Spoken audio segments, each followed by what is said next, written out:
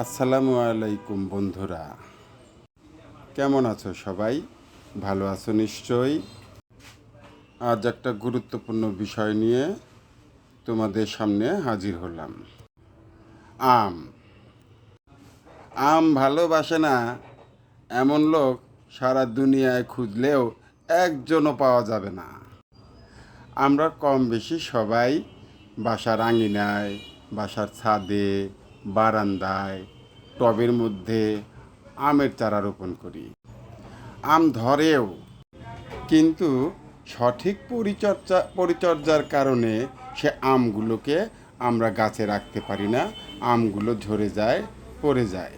এবছর এমনিতে আমের উৎপাদন কম। বছর শুরুতে প্রায় সবগুলো আম গাছেই প্রচুর পরিমাণে মুকুল আসছিল, পর্যাপ্ত পরিমাণে মুকুল আসছিল, কিন্তু মুকুলের মধ্যে আমও ছিল।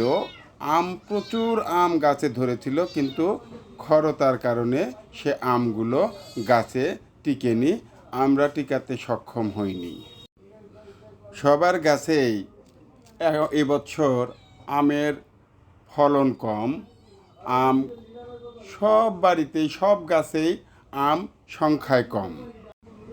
এই কম সংখ্যক আম যদি সঠিক পরিচর্যার কারণে ঝরে যায়, পড়ে যায়, তাহলে আমরা আমরা আমের যে ভিটামিন, আমের যে প্রোটিন, আমরা সে ঘাটতিটা আমরা পূরণ করতে পারবো না।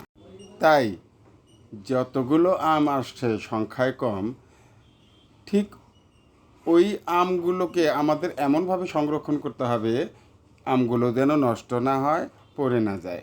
আর আম এখন কম বেশি সব বাড়িতে, সব গাছে আম বড় হয়ে গেছে। এখন এই আমগুলোকে আমরা এই পদ্ধতির মাধ্যমে যদি সংরক্ষণ করি, তাহলে হয়তো আমরা আমের ভিতরে যে পোকাটা আসে, সে পোকার থেকে আমরা বাঁচতে পারি।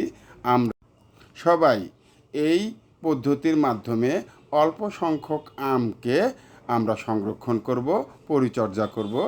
এই অল্প সংখ্যক আম আমরা পরিবারের সদস্যরা সবাই ভাগ বন্টন করে আমরা আমের ভিটামিনের যে দরকার, প্রোটিনের যে দরকার, সে প্রোটিনটা আমরা পেতে পারি সহজেই। তো আমি যে পদ্ধতিতে আম সংরক্ষণ করেছি সেটা বন্ধুরা তোমরা দেখতে পারছো। আমি একটা পলিথিন, তার তলাটা কেচি দিয়ে কেটে সেই তলাটা আমের নিচের থেকে আম ভিতরে প্রবেশ করিয়ে উপরে সুতা দিয়ে বেঁধে দিয়েছি। আমের মৌমাছি পোকাটা আমের মধ্যে ঘোরাঘুরি করে সেখানে তারা বংশ বিস্তারের জন্য ডিম পাড়ে। সে ডিম পাড়াটা আমরা বন্ধ করে দেব। আর আম পোকাটা যেন ঘোরাঘুরি করতে না পারে সেদিকে আমরা খেয়াল রাখবো। তো পোকাটা ঘোরাঘুরি করবে, মুখটা খোলা থাকবে, কিন্তু মুখটা খোলা থাকবে, উপর থেকে বেঁধে দেব, মুখটা খোলা থাকবে। আম যেন আলো বাতাসটা ঠিক মতো পায়। যদি আলো বাতাস ঠিক মতো না পায়, তাহলে কিন্তু আমটা ভালো হবে না। তো আলো বাতাস পাওয়ার জন্য আমরা নিচের দিকটা খোলা রেখেছি, আর উপরের দিকটা আমরা সুতা দিয়ে বেঁধে দিয়েছি। এখন মৌমাছি পোকাটা আমের কাছে ভিড়বে, ঘোরাঘুরি করবে, কিন্তু সে নিচ দিয়ে কখনোই আমের ভিতরে প্রবেশ করতে পারবে না। তো এইভাবে আমরা আম সংরক্ষণ করব। এভাবে আমরা সবাই আমের যে ভিটামিন, যে প্রোটিন, সে ঘাটতি আমরা পূরণ করে নিতে পারবো এই অল্প সংখ্যক আম দিয়েই।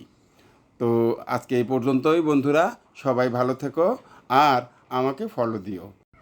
আমি তোমাদের সাথে আছি, তোমরাও আমার সাথে থেকো। বাই।